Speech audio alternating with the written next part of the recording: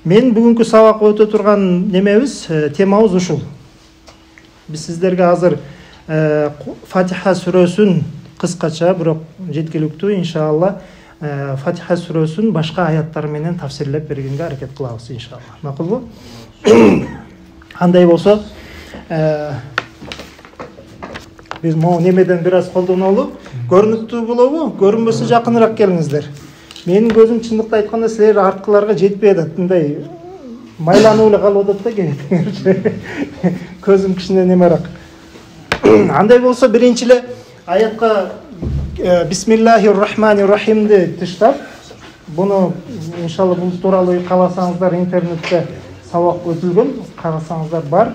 Бисмилла тууралуу жарым саат 45 мүнөткө жакыныраак сүйлөгөнбүз. Ал жерден угуп алсаңыздар болот. Бүгүн азыр Альхамдулиллахдан баштай берейик. Алхамду. Алхамду, хамд деген эмне? Мактоо, кандай мактоо болот? Мактоонун түрлөрү бар да. Мисалы сөз менен мактайбыз да, тил менен. Ой сен сонун соң депчи, туурабы? Же болбосо кээ бир учурларда бар, биз Кудай Тааланы эле мактайбыз, биз өзүбүздүн денебиз менен да. Ал ибадат да.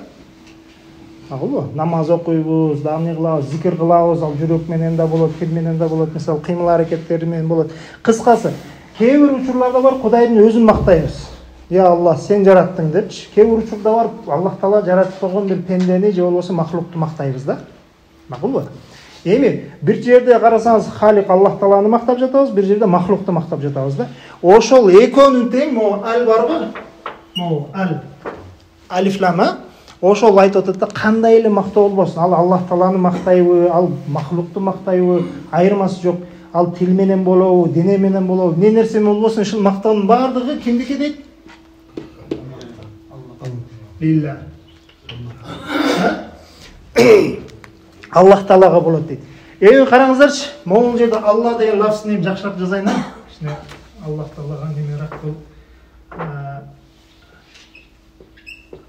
Могул эмне? Билген таныгандарыбыз бар да, бул касыра турабы? Касыра, харакат, касыра. Могул жерде эмне дейбиз? Жер деп айтайлычы. Могул жер дейлик. Бул жер болду. Могул жерде пенде. Ал не кылып атат? Тили менен айтып атат, денеси менен кылып атат, бардык нерсесин кылып атат. Могул касыра деген эмне? Сынуу. Пенде сынып туруп, өзүн Аллах Тааладан ылдый кылып туруп, жерге пешенесин тийгизип туруп, Аллах Таалага ошо мактаасын айтсын дейт да. Көрдүңбү? Эгерде биз сынып берсек, касыра болуп сынып берсек, анан кийин мактай турган болсок, Аллах Таала эмне кылат? Не кылат? Лафза Жалла Жалалу, Аллах Тааланын лафзын айткан кезде биз Аллаху дейбиз, а? Анан кийин харфтарын карайлыкчы, могул жерде 2 лам турат, могул жерде негизинен 3 эле болуп кетти. Ушул лам тамгаларын карай турган болсок, бардыгы эле эмне? Жумшак да, өтө жумшак. Өтө жумшак. Жумшак тамгаларга кирет ламчы. Андан кийин Фатиха келип атат, бул дагы жумшак. Бирок могул Алла дегендеги Фатханы биз эгерде алдында буякта Фатха болсо, же болсо неме замма боло турган болсо, жоон окуйбуз, турабыз? Тура, Аллаху деп, турабы? Аллаху дегенде могул пенде өйдөдө турат да, мынтипчи. Могул жерде Фатха бар да, же замма бар, айырмасы жок. Замма болсун, Фатха болсун, айырмасы жок. Аллаху дегенде Аллах Таала өзүнүн азаматын көргөзүп атат да. Не себептен о кылабыз? Жумшак эле нерсени неге о кылабыз? Себеп деген Аллах Тааланын азаматын, улуктугун көргөзүш үчүн о дейбиз да. Макулбу? Неге? О болуп атат. Себеп дегенде пенде текеберлик кылган сайын Аллах Таала текеберленип кете берет. Мутакаббир зат Аллах Таалачы. Ал өтө текебер зат. Сен канчалык башыңды көтөргөн сайын, мен деген сайын Аллах Таала менмин деп көтөрүлүп кете берет. Канча мен десең Аллах көтөрүлүп кетет. 2 эсе көтөрүлөт. Караңыздар, могу канча созулат? 2 созулабы? Аллах Таала 2 эсе көтөрүлөт. Мутакаббир болот. А качан сен эгерде мен экөө сынып бере турган болсок, могул о деп окубайбыз бунучу. Буну а дейбиз, турабы? Лиллахи дейбиз да. Көрүңүздөр, баягы жумшактык келип атат да. Аллах Таала латиф да бул жерчи. Рауф, латиф. Качан латиф болот? Качан экөөбүз не кылсак? Хамд, максат, бүткүл нерсебиздин баардыгын алып сынып туруп Аллах Таалага арнай турган болсок, иншалла Аллах Таала эмне дейт? Ал дагы сизге мейримдүү боло баштайт да. Түшүнүктүү болду? Мынакей. Алхамду лиллахи. Эми ал Аллах кандай зат? Роббул аламин, а? Турабы? Бул жагы Роббул аламин кетсин. Но алам деген эмне нерсе? Сиваллах. Алладан башка нерсенин баардыгы Аллах Тааланын махлукаттары аламга кирет, турабы? Алладан башка нерсенин баардыгы. Эми ошо Алладан башка нерсенин баардыгын Аллах Таала тарбиялоочу же болбосо ошонун эгеси дейлик. Акылбы? Эми бул жерден бир суроо пайда болуп атат да. Аллах Таала ушундай зат кудуреттүү, турабы? Билебиз да? Инналлаха ала кулли шайин кадир. Кулли шайин ар нерсеге кадыр.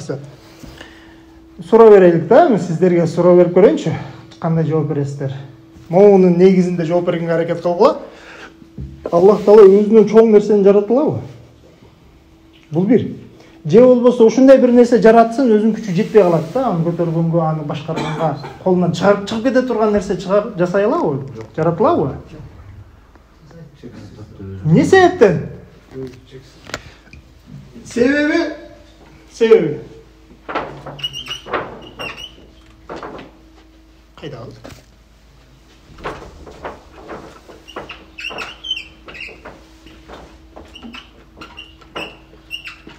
Мол кайсы сүрө? Лам ялит ва лам юлат деген. Ихлас сүрөсү. Ихлас сүрөсү менен Роббул аламинди тафсирлейбиз да азырчы. Аллах Таала эч качан лам ялит дегени лам яхлук. Эч качан жаратпайт. Неге ялит туумакты бул жерде алып келди? Себеп дегенде биздин түшүнүк боюнча, махлуктун түшүнүгү боюнча бизди туумак. Бир нерсе туулса, анан кийин өзүнө окшош болот да. Карасаңыз, арстан туйт, арстанды туйт, турабы? Ал эми адам баласын туйт, турабы? Ал эми Аллах Таала туйт дей турган болсок, эгер лам ях тубайт да алчы, ал халк кылат, ал жаратат. Лам яхлук, Аллах Таала лам яхлук эмнени жаратпайт? Өзүнө окшогонду жаратпайт. Жанакы суроого жооп берип атабыз да. Аламдын ичинде бүткүл махлукаттардын арасында Аллах Таалага тең келе турган зат барбы? Десек жок. Неге? Себеп дегенде Аллах Таала лам яхлук жаратпайт.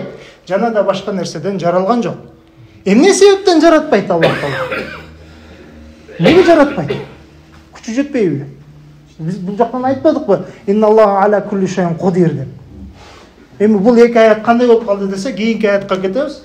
Не дейт? Лам якун лаху куфуан ахад. Лам якун лаху куфуан ахад. Эч бир зат Аллах Таалага тең келбегендиги үчүн. Тең келе албайт. Эч эмнени эле жаратпасын ал нерсе, ал зат Аллах Таалага не кылбайт дейт? Тең келбейт дейт. Ошол себептен Аллах Таала бул өзүнө окшогон махлук, мейли ал халик болуп кетсин, эмне нерсе болуп кетпесин, ошол аламдын ичинде жаратпайт. Акылбы? Эми баягы эле суроодо сонда адамдар эмнени жаратса деле Аллах Таала баары бир жаратуучу болуп тура берет да. Мейли, жаратуучу болуп тура берет, бирок ошол суроодон биз суроонун өзү туура эмес да. Неге Аллах Таала өзүнө окшогонду жарата албайт деген суроонун өзү туура эмес да. Себеп дегенде лам якун лаху куфуан ахад.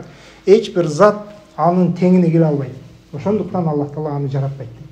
Макулбу? Кийинки аятка өтө турган болсок, Ар-Рахман, анан кийин Ар-Рахима, турабы? Ар-Рахман. Бул ким? Ар-Рахман деген зат. Рахимадан чыкты да, бул Рахима, рахм баягы эле мээримдүүлүк, турабы? Болгону Рахман не? Бул сыйгату мубалага болот. Өтө мээримдүү деген зат да. Өтө мээрими ушунчалык чексиз, баягы арак ичип жүргөн бир пендесине бар го, ошого да мээримдүү да. Учуп жүргөн не бар? Канаттуулардын бардыгына. Таш, тоо, не болбосун, махлуктун моол Роббул аламин бар го, аламдын бардыгына не кылат дейт Аллах Таала? Рахман дейт. Эмне үчүн Рахманды биринчи алып келди, Рахимди экинчи алып келди десе, могу аламга Рахман жакыныраак болгондугу үчүн не кылды дейт? Рахманды биринчи айтылды, анан кийин Рахимди айтты. Эми бир мисал айта кетелик да. Бир мисал айта кетелик Рахманга. баарыбыз Мүлк сүрөсүн билебиз туурабы? Мүлк, баягы Табарак сүрөсү. Аллах Таала айтат да: Алам ярау ила тойри. Силер карап көрбөйсүңөрбү? Тойр ким? Баягы куш, чымчык. Не кылат ал? Фауқохум, алардын үстүндө учуп жүргөн сафатин, анан кийин якбидна, булар не кылат дейт? Учуп жүрүшөт. Канаттарын жазып алып, канаттарын бириктирип алышып, ушундай бияка каласы учат, бияка каласы ушундай учуп жүрөт дейт. Ма юмсикухунна, аларды эч ким кармаган жок дейт. Ушундай кетип баратат да. Эч нерсе кармаган жок. Иллар рахман. Манаке моозат дейт. Иллар рахман. Алла мээримдүүлүгүнөн ошол чымчык учуп жүрөт дейт. Ошол мээримдүүлүгүнөн, ошол Аллах Тааланын мээримдүүлүгүнөн чымчык учуп жүрөт. Ошол Аллах Тааланын мээримдүүлүгүнөн тетиги мас киши басып кетип баратат. Анын ырыскысы жетип атат. Таш бойдон турат. Жер айланып кетип баратат. Күн өзүнүн нурун чачып атат Алланын мээримдүүлүгүнөн. Макулбу? Иннаху бикулли шайин басир. Себептеген Аллах Таала ар бир нерсени не кылып турат? Көрүп турат. Ал эми мындан кийинки эмне бар? Рахим бар турабы? Рахим менен Рахмандын экөөнүн айырмасы бар да. Рахманда айттыгы ар бир нерсеге эмне? Мээримдүү. Анан бирок мээрими дагы өтө бир чексиз мындай. Бирок могу Рахманда бир неме кемчилик бар, бул убактылуу да. Убактылуу. Качанга чейин? Иля яумил кыямат да. Кыяматка чейин. Кыяматка келгенде Аллах Таала баягы мээримдүү болгон, баягы масып кетип баратпады беле? Ошол анын мээримдүүлүгү токтойт. Баягы чымчык учуп баратпады беле? Ошол чымчык менен болгон мээримдүүлүгү токтойт. Могу жер айланып кетип баратпады беле Аллах Тааланын буйругу менен? Аллах Тааланын мээримдүүлүгү токтойт. Кыямат болот. Ал не болот? Жок болот. Ал эми Рахимчи? Бунун мээримдүүлүгү эч качан үзүлбөйт. Ошол Аллах Таала бул ааламды жараткандан бери тартып Аллах Таала мээримдүү зат. И ошол аалам жоголуп кеткенден кийин дагы мээримдүү зат кимге? Буга бир далил барбы? Аятта Аллах Тааланын не дейт? Кана бил муъминина рахима.